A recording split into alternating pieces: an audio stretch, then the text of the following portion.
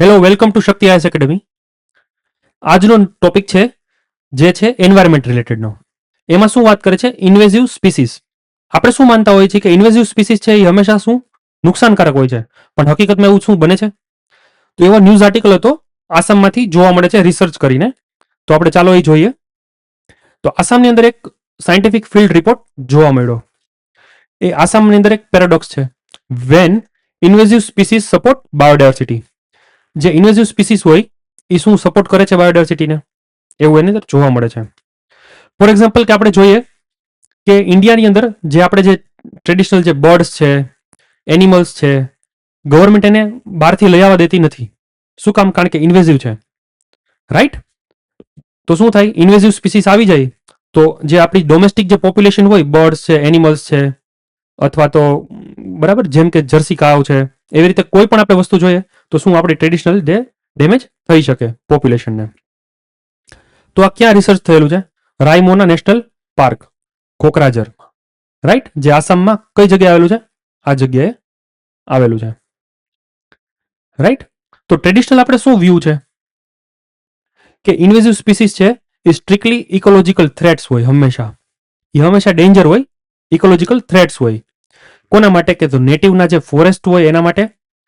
And શું કરે છે? એ બાયોડાયવર્સિટીને કમ્પ્લીટલી ડિસ્ટ્રોય કરી નાખે છે, એવું માનવામાં આવે છે ટ્રેડિશનલ વ્યૂઝની અંદર. હવે ન્યૂ ડિસ્કવરી થઈ, બરાબર, જે રિસર્ચ કરેલું છે બોડોલેન્ડ યુનિવર્સિટીએ. એ શું કરેલું છે કે થોડાક એવી ઇન્વેઝિવ સ્પીસીસ છે, સર્ટેન ઇન્વેઝિવ સ્પીસીસ, બધી નહીં, આસામની અંદર, કે એક ઇકોલોજીકલ લાઇફલાઇન તરીકે કામ કરે છે. કોના માટે? તો કે બટરફ્લાઇઝ માટે, જેને એસેન્શિયલ એને પોતાને ફૂડ્સ, પછી શું પ્રોવાઈડ કરે છે? બ્રીડિંગ ગ્રાઉન્ડ્સ પ્રોવાઈડ કરે છે, બરાબર, બટરફ્લાઇઝને. તો એ એવી રીતે સપોર્ટ કરે છે. હવે કઈ રીતે એ સપોર્ટ કરશે આપણે જોઈએ કે બટરફ્લાય હોય, માની લે કે એક બટરફ્લાય છે, તો આ બટરફ્લાય અહીંયા આવીને પાંદડા, ઇન્વેઝિવ જે પ્લાન્ટ્સ હશે એની અંદર આવીને આવી રીતે એગ મૂકશે. આપણને દેખાતું હશે કે આવી રીતે એગ મૂકી દીધા. પછી ત્યારબાદ શું થશે? કોઈ આવી ઈડ હશે, કેટરપિલર કહેવાય એને. શું કહેવાય? કેટરપિલર. જે આવી શું કરશે? એ જે એગ્સને શું કરશે? ફીડ કરશે, એને ગ્રો કરવામાં મદદ કરશે અને એને ડેવલપ કરશે. અને આ તો બટરફ્લાય હશે, તો આ પછી મોટા થશે તો શું કરશે? બધા બટરફ્લાયસ ઉડી જશે. તો આવી રીતે કામ કરશે. વિથઆઉટ, માની લે કે આ પ્લાન્ટ્સ ન હોય તો એની અંદર અહીંયા એગ્સ ન મૂકી શકે, અને આવી રીતે કેટરપિલર પણ ન હોઈ શકે, બરાબર. તો જેથી કરીને ઇન્વેઝિવ્સ છે, બરાબર, એક્ટિવલી સર્વ as a critical breeding grounds. તો કોઈ પણ એવું, બીજાને કોઈ પણ એવો પ્રશ્ન થાય તો એવું તો બીજા કોઈ પણ જે પ્લાન્ટ્સ હોય, ઇન્વેઝિવ ન હોય, એમાં પણ મૂકી શકે, પણ આપણે જોશું કે શું કામ એવું પણ નથી થતું, રાઈટ? હવે નેક્ટર પ્લાન્ટ્સ. હવે મેકેનિઝમ શું છે? હવે માની લઈ કે એની અંદર એક વાત હતી, લેન્ટા કેમેરા. આ એક શું છે? ઇન્વેઝિવ પ્લાન્ટ છે. તો આ કઈ રીતે પ્રોવાઈડ કરશે બધી વસ્તુ જોઈએ. ઇન્વેઝિવ ફ્લાવર્સ છે એ નેક્ટર આપશે, બરાબર, મોટા મોટા જે એડલ્ટ બટરફ્લાય હશે એના માટે. હવે નેક્ટર છે એ શું જરૂરી છે? એ એક પ્રાઇમરી એનર્જી સોર્સિસ છે, જેથી કરીને એને શું મળશે? બટરફ્લાય શું કરી શકશે? ઉડી શકે સરખી રીતે, ફ્લાઇંગ કરી શકે. પછી એના જે સમય હોય ત્યારે મેટિંગ કરી શકે, પછી રિપ્રોડક્શન થઈ શકે, પછી આવી રીતે એગ્સ લે કરી શકે, અને ઓવરઓલ એડલ્ટના સર્વાઈવલ માટે આ નેક્ટર બહુ જરૂરી છે. કારણ કે આવા કલરફુલ એની અંદર ફ્લાવર્સ હોય, અને આપણે આગળ જોઈએ કે કઈ રીતે એના ચેન્જીસ એને અંદર કરે છે, જેથી કરીને બટરફ્લાયને ખબર પડે છે કે અહીંયા ફ્લાવર્સ છે, અહીંયા ફ્લાવર્સ નથી. હવે લેન્ટેનાના એડવાન્ટેજીસ શું છે આ ઇન્વેઝિવ સ્પીસીસના? હવે 3 સક્સેસ ફેક્ટર છે આની અંદર. 3 સક્સેસ ફેક્ટર છે લેન્ટેના કેમેરાના, બરાબર, રાઈટ? તો શું છે કે એ ફ્લાવર્સ એ કઈ રીતે આવશે? આવી રીતે ક્લસ્ટર ગ્રોથ કરશે, આમ જાજા બધા ગુચ્છામાં આવશે, ફ્લાવર બ્લૂમ કરશે ડેન્સ ગ્રુપની અંદર, જેથી કરીને એ હાઈલી વિઝિબલ થશે બટરફ્લાઇઝને જોવામાં, અને ઇઝીલી બટરફ્લાઇઝ એને ગોતી શકશે. પછી સેકન્ડ આપણે જોઈએ કે વિઝ્યુઅલ સિગ્નલિંગ છે. હવે ફ્લાવર્સ છે એ શું કરે, એ કલર્સને ચેન્જ કરશે. ફ્લાવર્સ છે એ કલર્સ આજે બધા હશે એ ચેન્જ કરશે, જેમ જેમ થોડા દિવસો થશે એમ એનો ચેન્જ થતું રહેશે. બરાબર. અને એ એક્ટિંગ કરશે as a active visual signals to guide feeding. Change કરતા રહે, એજ થઈ જાય એવી રીતે.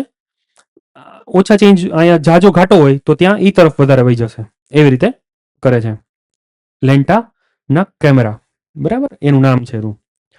પછી ફ્લાવર્સ છે એ કન્ટિન્યુઅસલી બ્લૂમ કરે છે. ફ્લાવર્સ છે એ યર રાઉન્ડ બ્લૂમ કરે છે. જ્યારે નેટિવ ફ્લોરા છે, જ્યારે ખુદના ડોમેસ્ટિક સ્પીસીસ છે પ્લાન્ટ્સના, એ શું છે, શોર્ટ છે અને સ્પેસિફિક બ્લૂમિંગ વિન્ડોઝ જ છે. જોયું કે સ્પેસિફિક બ્લૂમિંગ વિન્ડોઝ જ છે એનો, એક શોર્ટ સમય માટે જ છે. માની લે કે સ્પ્રિંગ છે, રાઈટ, સમર છે અને ઓટમ છે. આખા વર્ષની અંદર સ્ટાર્ટિંગથી લઈ આપણે સ્પ્રિંગ, પછી સમર અને ઓટમ. હવે જે ઓટમ આવશે ત્યારે જે નેટિવ પ્લાન્ટ્સ હશે એ શું થઈ જશે, ગાયબ થઈ જશે. ત્યારે કોનો રોલ આવશે, ઇન્વેઝિવ સ્પીસીઝનો. રાઈટ. સપોર્ટ કરે છે ક્યાં સુધીમાં, વિન્ટરમાં, ડિસેમ્બર થી લઈ ફેબ્રુઆરી સુધીમાં. એટલા માટે આ ઇન્વેઝિવ સ્પીસીસ જરૂરી છે. પછી આગળ જોઈએ તો કે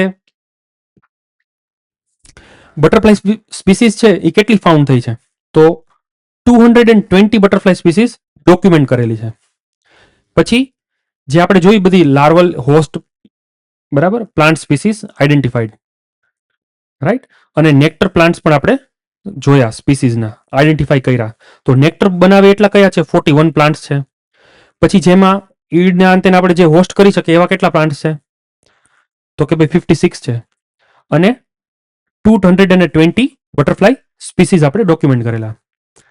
તો જે સૌથી વધારે 3 એવા નેક્ટર પ્રોવાઈડર્સ છે એ કયા છે, તો કે આ લેન્ટેના કેમેરા, સેકન્ડ છે પ્રોમોલિયના ઓડોરેટા, એન્ડ થર્ડ છે સિઝુફસ મોરિટેનિયા. રાઈટ. તો આવા નામ છે. એવી રીતે લાર્વલને જે પણ હોસ્ટ કરે એવા એના નામ આ અંડરમાં આપેલા છે. પછી સાયન્ટિફિક વે આપણે શું આપણે જોઈએ તો હવે એની અંદર એવું આપણે જોઈએ, વોર્નિંગ ગાડીની અંદર આપેલી છે.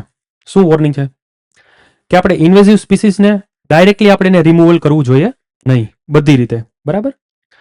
પણ શું છે, એનું અનકન્ટ્રોલ્ડ જે છે સ્પ્રેડ, કે બધી જગ્યાએ ફેલાવો થઈ જાય, એવું આપણે ન થવું જોઈએ, ન થવું જોઈએ.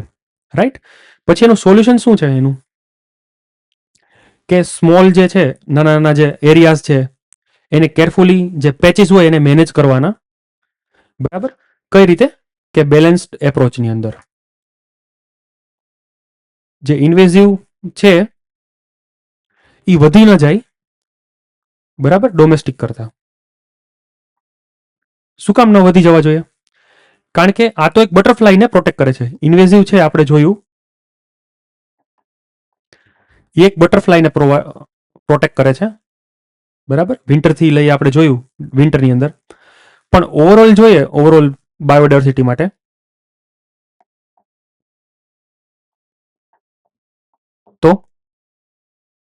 તો હંમેશા એ થ્રેટ જ હોય છે. તો આવી રીતે એને બેલેન્સ કરીને જે સ્મોલ એના પેચીસ છે એને પ્રોટેક્ટ કરવા જોઈએ, અને બહાર એને એટલો બધો ફેલાવો થવા દેવો જોઈએ નહીં. સો આ એનો આખો ન્યૂઝ હતો. Right. So thank you so much for today. Please like, share and subscribe the channel.